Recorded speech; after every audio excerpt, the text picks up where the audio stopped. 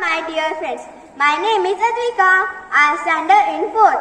First of all, I wish you very happy Independence Day.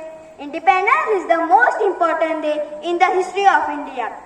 Independence Day is the national festival of India. Independence Day is celebrated on 5th August every year. On this day in 1947, our country got freedom from British rule.